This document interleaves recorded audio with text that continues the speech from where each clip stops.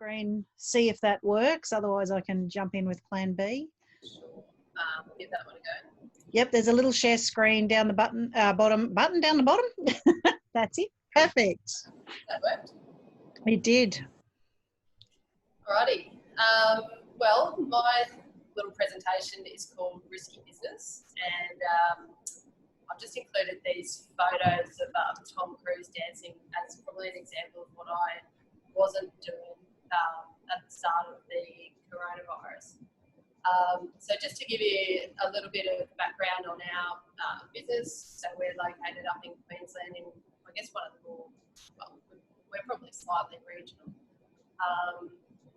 At the start of the year, we had a team of 4, and we were sort of trucking along reasonably well.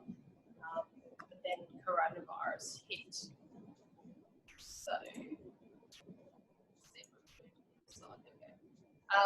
so some of the things that I've kind of previously done with business planning as we've moved ahead is to pay pretty close attention to hiring around certain capacities in our business. And so for us, we do have a bit of a sweet spot, as I'm sure every business does, around revenue to number of full-time employees. And I've probably erred on the side of running things a little bit lean and not hired ahead of the curve. Dom, can I just ask, there's a button that you should be able to make your presentation full screen, just so we can see the whole kit and caboodle. I think maybe under slideshow.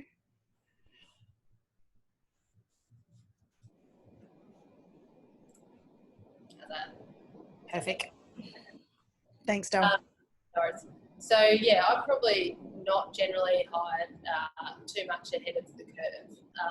And I guess there are pros and cons to both sides of this, or to that argument. But what happened to us when coronavirus hit was we had one of our team members, so out of a team of 4, take a trip to the Philippines the day before Scott Morrison said no travel. So he ended up getting stuck over there. It was 9 weeks before we got him back in the office. So our team of 4 went to a team of 3 in what turned out to be a very, very busy time for us. We had, fortunately, a number of clients wanting to do a lot of investing. So the struggle for us became trying to handle that inflow of new business with less team members. The other thing that happened was the team members who were left, one of them in particular was pretty green. So the actual capabilities in our team kind of went down as well. So what did we do? The reason I'm sharing this is because I've learned a few lessons out of the process. I guess one of the takeouts for me was to consider, well, how lean do we actually want to run the business as we go forward? How many people do we want to have given our growth projections? And I guess I probably needed to broaden my thinking around a key person dropping out who wasn't actually me. And that's one of the things that I'm probably always focused on, the key person risk around me. But you can feel it if another one of your team members happens to be out for a long period of time. The other thing that was fairly useful for us during this period was reverting to a rule or an idea that I learned at one of the MDRT meetings. It was the one in Orlando a few years back, where a lady called Kat Cole did a presentation. And she mentioned the hotshot rule. I don't know whether anyone else remembers that, but the thinking around the hotshot rule is that if you step back from your business or what you're doing and someone else happened to come in with a completely clean slate and apply a fresh set of eyes to it, what's the first thing that they would do or they would change or put in place? And that was a really good way of trying to manage things in those fairly extreme circumstances for us. So where it was a combination of being really quite busy but having being short on hands at the same time. So looking at the hotshot rule or applying the hotshot rule just allowed us to get really,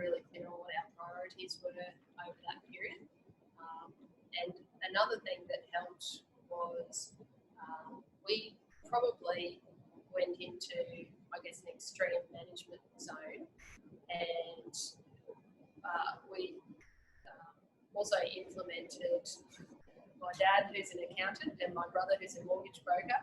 We started having Monday morning family phone calls just for half an hour, so that we could each check in and say, okay, well, what's everyone doing in their business this week? What's the most important thing that you need to focus on? And that was kind of different for all of us. Some of it ended up being, how are we quickly going to get team members productive while they're working from home? How are we going to continue to receive our fees? All those sorts of questions came into play. But, that was a great look forward just to get through that period of time. And then the other longer term, takeout for me was that I really needed to conduct a proper risk assessment on the business periodically. So probably every year is how we'll do that going forward. So just on the risk assessment then, for the business, I had a bit of a sit down and thought through some of the questions that I probably needed to start wrapping some answers around. And some of these might be relevant for the people on the call if they're perhaps in a smaller business. Others who have larger size businesses, these may not be as appropriate for. But to start with, tried to ask myself, well, on a scale of 1 to 10, how much would I actually like to be a shareholder in this business? And for me, that's probably generally landed somewhere around a 7 out of 10. And one of the reasons why it hasn't been a 10 out of 10 is because of the risk that I perceived around the key person being me. But I have learned that key person risk can certainly extend to your team members as well. So other questions that came out of it were, what does the business owner do that no one else knows how to do? And I'm sure for everyone there would be a handful of things that fall into that category. Other questions are, do at least 2 team members know how to carry out all day-to-day operations? And we got a little bit found out with this one, because as an example, when Matt, our team member who was in the Philippines, was away, I was certainly wanting to get out a lot of marketing material to our clients. And he was the only one who had our login details for our social media. So, that was something that we could have improved on. We found a workaround, but it would have been easier if we just hadn't shared that information. Other questions are, do we have an adequate cash buffer in our business if income happens to drop by 30%? I guess that depends a bit on how you charge your fees, but it's worth thinking about. Are our debt levels comfortable only in good times? That's worth questioning. Are our key client relationships shared with the firm or just one person? Are our compliance processes compromised if 1 or 2 team members drop out? So for us, when we also looked at that, going back to that hotshot rule, one of the governing directions around our order of priorities was what can we do to ensure that nothing from a compliance point of view is compromised. After that, what can we do to continue maintaining our strong client relationships? And 3, what will pull us out of this is probably going to be a strong push for some new business. So how quickly can we keep all of that moving through, given that we've got one less set of hands? A question that fortunately we didn't have in our business, but I know some businesses have had, has been, can our clients still pay our fees? And are our fee collection methods secure? So, if you're a small business owner and you happen to be struggling more on JobKeeper, say, then I know on the accounting side of our network, actually getting paid became quite an issue, and it is another issue. So that's what I'm thinking about. Dom, you're getting fairly quiet. Can you get a bit closer to the speaker or something? It's just need to hear you, darling. I'll shout. Okay, and then second last, can the business quickly go remote without compromising security? I think that's a fair question. And do we have spare capacity in the business, and who or what role is that sitting with? So So it became pretty clear to us that in extreme circumstances, not everyone is able to deal with client questions. So if you're fairly heavy on perhaps the admin side, that's not always as useful as what it might be for other areas of your business in extreme times.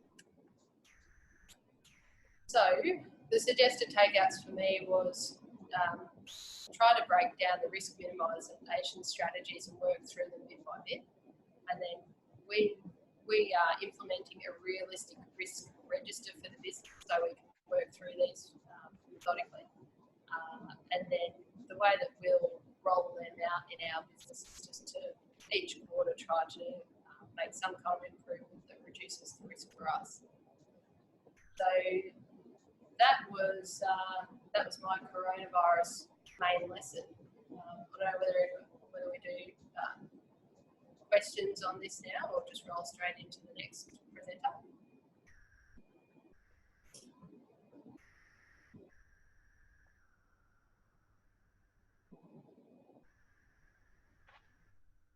Sorry, I'll hand back over to Amanda. We might do questions later just to make sure we get through everybody before anyone has to leave. But that's Perfect. Dom. Yeah, I've taken a heap of notes. Thank you. Yeah, they were great questions to ask, especially in response to what's going on right now. So timely. Thanks, Dom. Can you unshare your screen as well when you've got a sec? Perfect. Thank you.